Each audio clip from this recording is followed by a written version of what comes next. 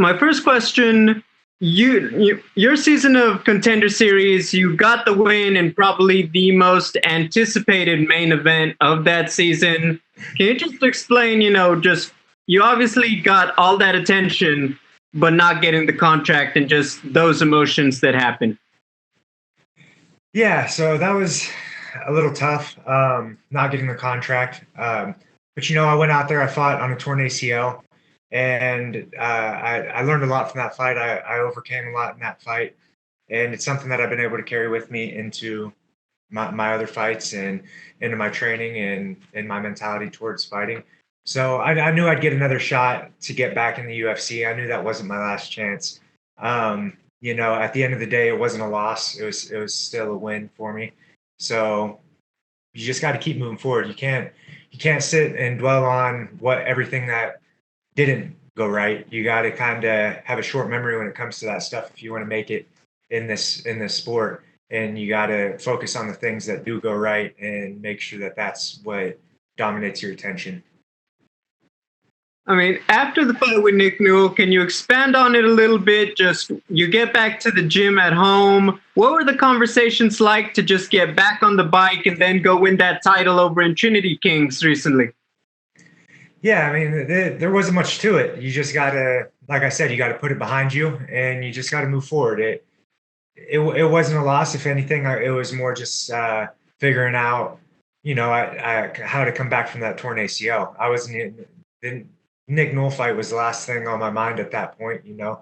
It was a win. I proved a lot to myself. I fought a very tough opponent on a blown out knee, and I think that for me was, the thing to focus on, and then what do I do to come back from that ACL surgery, a surgery that used to be something that you don't come back from as an athlete. But now with science where it's at and the surgery has come so far, and you've seen a lot of different athletes come back from this, I just had to take it literally one step at a time and made a lot of big gains having to slow down my style. I'm a very explosive fighter. I rely on that. And because of that, I used to get away with a lot of bad techniques.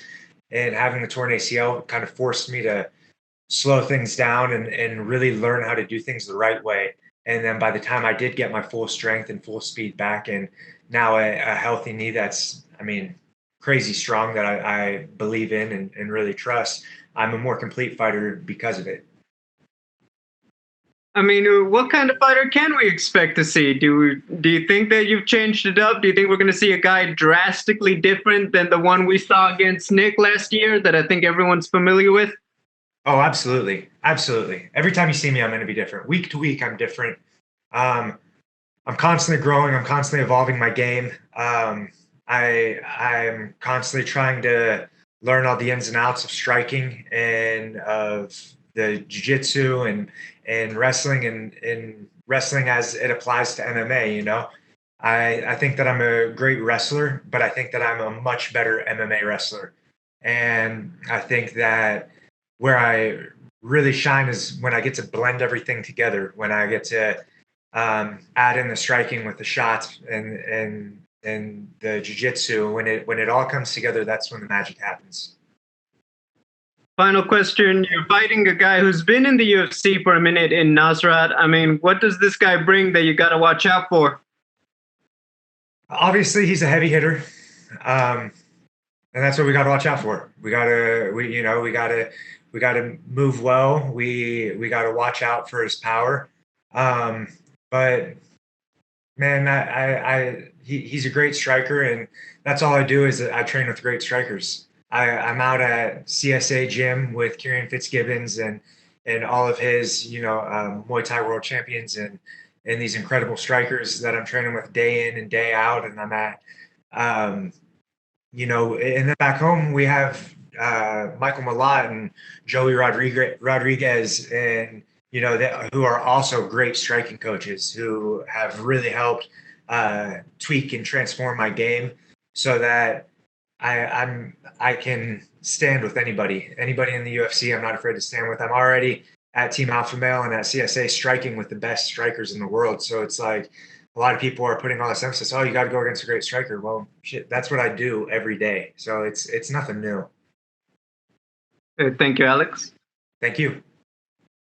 We'll go next to Damon Martin with MMA Fighting. Your line is open. Alex, it's been mentioned, of course, what you did on the Contender Series and then dealing with the ACL and then being on looking for a fight. You've had kind of one of the most untraditional routes to get to the UFC, and then you had the injury that prevented you to fight from February. Can you give me an idea of the emotion and just the anticipation to finally step into that octagon on Saturday night? Man, well, I got to say, it's been a long time coming. I'm really excited to get in there. One thing that I've gotten much better at is dealing with the emotions, is dealing with the nerves that come along with fighting, is dealing with, all of these mixed feelings that I used to have whenever I fought. Now it's just like, this is what I love to do. I love to fight. I love to beat people up. I love to prove that I'm the greatest, that, the best person in my division and the best person in any room I step into. I try to bring that out and I'm just trying to be the best fighter that I can be. So dealing with these emotions and being able to, and by best fighter, I don't necessarily mean like I'm going in and I'm winning every single day. But like just making small improvements in my game, making sure that I'm coming in and I'm making small gains here and there, and it's coming together to make me a complete fighter. And that dealing with all the stress that comes along with fighting, remembering that this is fun. It's not something that I have to do, and something that I got to kind of.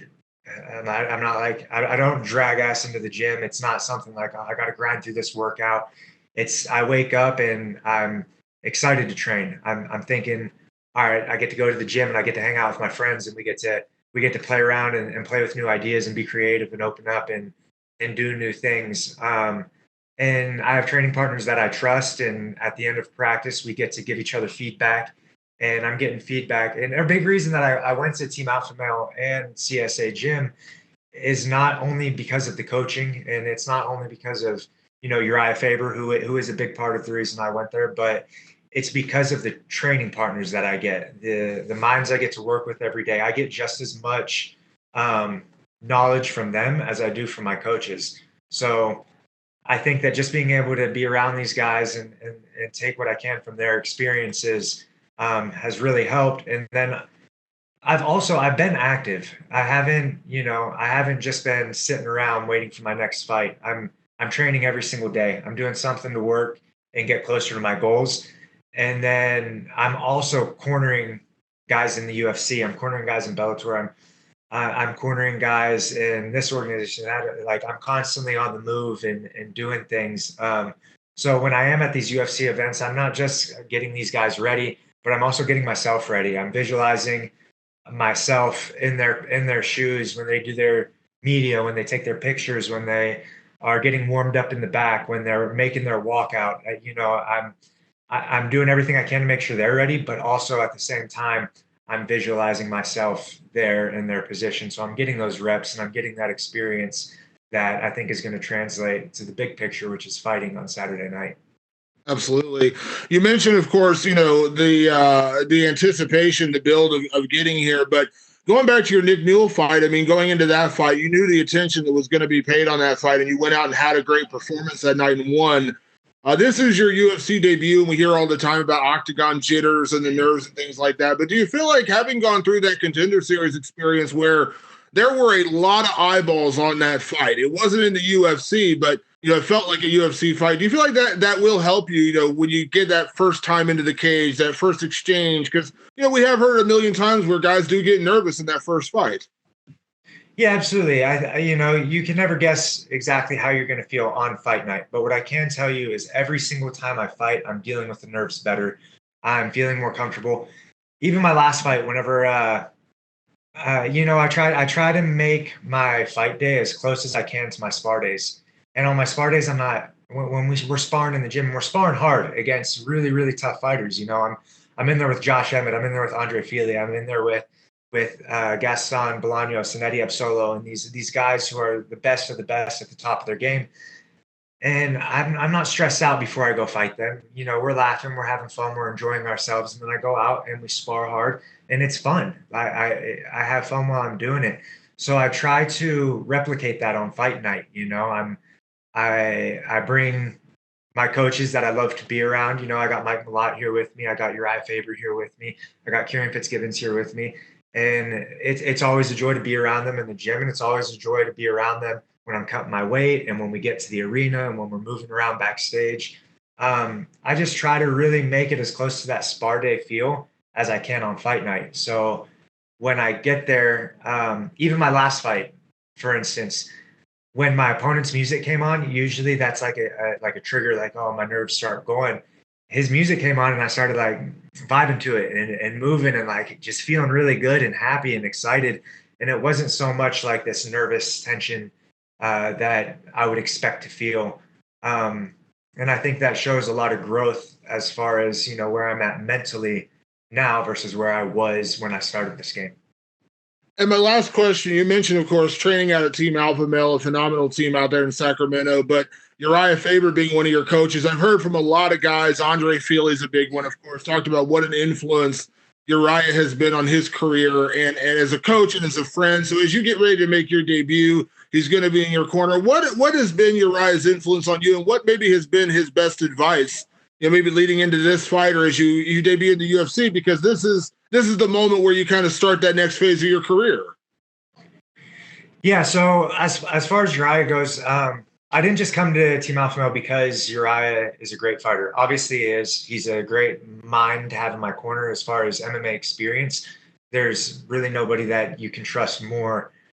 He's had almost 50 fights in the UFC, or period. But what I really liked about Urijah is the fact that he isn't just a fighter. He's found a way to really grow and grow himself and his brand outside of MMA. You know, he's great at marketing himself. He's great at making money and having multiple revenues of income. And, you know, just from a fighting standpoint, from a business standpoint, from life standpoint, how to deal with the people around you and the people you love and the people you care about. He's just a great source of knowledge for all of that stuff. So that's a big reason. That's honestly one of the very main reasons that I came to Team Alpha Male, was so I could pick his brain. And, you know, I wasn't expecting him to take such a big role in my life, but he's kind of one of those guys that the more you're around him, like his energy's contagious, and he's become one of my best friends. And now, you know, I'm able to learn from him, not only as athlete, but kind of as a brother, and like I feel like we're, you know, family now. So it's great to have that in the mix with my team. Awesome. Thanks, Alex. Thank you. All right. Thank you very much, Alex. You're all good to go. Awesome. Thanks, guys.